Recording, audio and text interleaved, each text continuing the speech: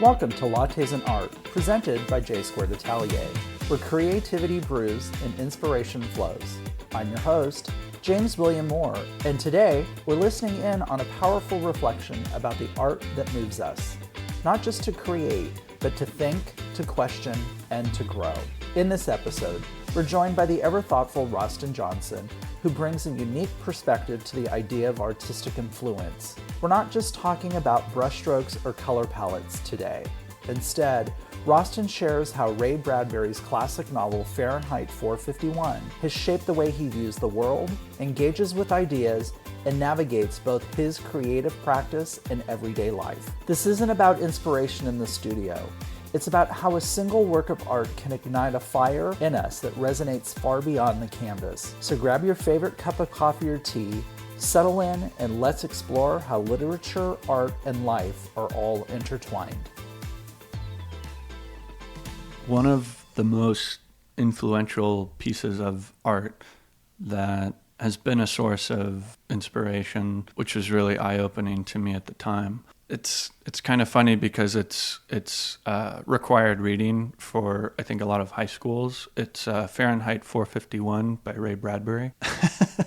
At the time, I didn't even read that book in high school. I was reading other shit. I was reading like The Odyssey, Frankenstein, Moby Dick, Great American and Great European Literature, which Farenheit 451 falls under, but that just never was on my reading list. It was never required reading. But going back as an adult to read this book was pretty eye-opening to me because I had had life experiences and I had more context, which really just took hold of my imagination. There was a lot of, and as the author puts it in his book, there's a lot of texture in that book, in the written descriptions of events and the places and the people, all of that stuff. And I'm such a visual person that every time I read that book, it really is like a movie playing in my head, which is really a pleasure to be able to do, and is kind of a nice break from all things visual. Paintings are interesting because they present the viewer with something to look at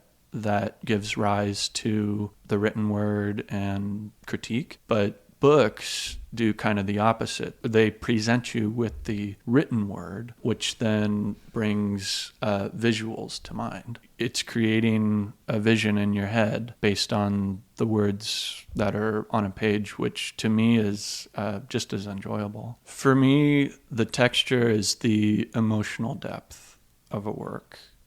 It's feeling it. It can be the actual tactile qualities, the feel of it. Is it smooth? Is it rough? Is it slimy? Is it gritty?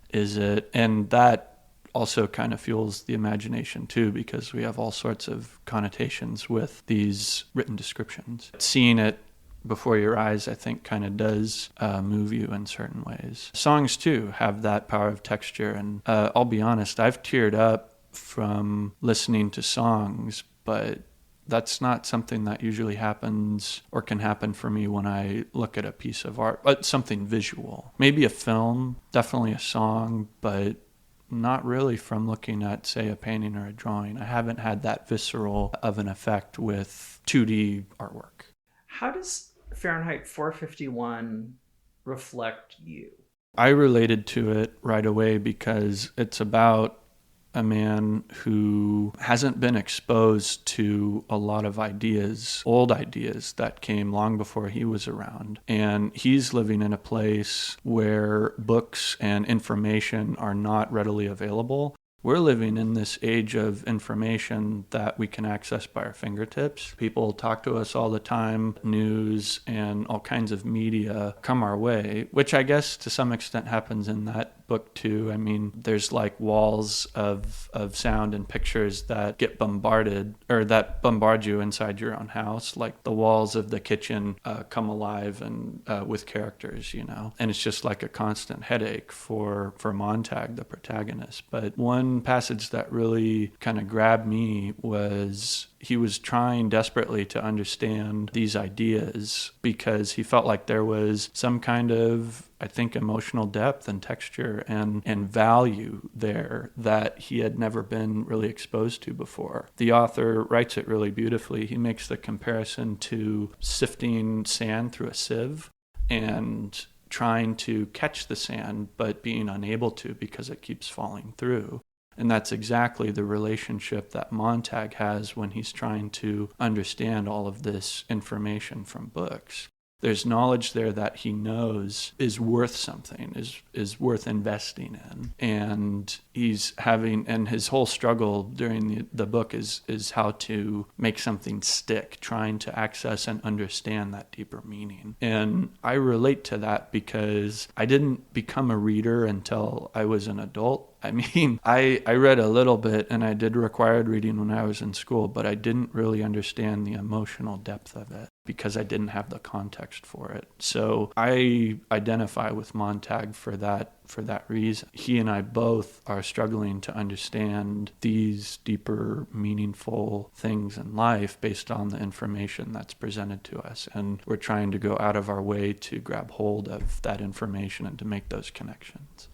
Because of my life experiences, I'm able to relate to this a lot more than I would have as a high school student. As a high school student, I would not have been able to grasp that depth because I didn't know shit about shit, honestly. But I do identify with someone who is really trying to make sense of an absurd situation where books are burned instead of being read. I mean, that's totally crazy and absurd. And at the same time, you know, this narrative, I mean, it seems to follow all the conventions of like what one ought to find in a science fiction book. There's like a horrible tragic death of somebody that happens. That seems to happen in like every sci-fi story I've ever read or heard or seen. There's things about it that are kind of fantastical, like the whole mythology of firemen used to prevent fires from happening, but now they're the ones who act as like the police. They're going out policing other people and destroying any semblance of like real culture or information that people could actually benefit from. You know, it's like the government is like trying to suppress us and trying to keep us dumb and, you know, not give us any ideas because ideas are what leads to violence and conflict and so on and so forth. Does this work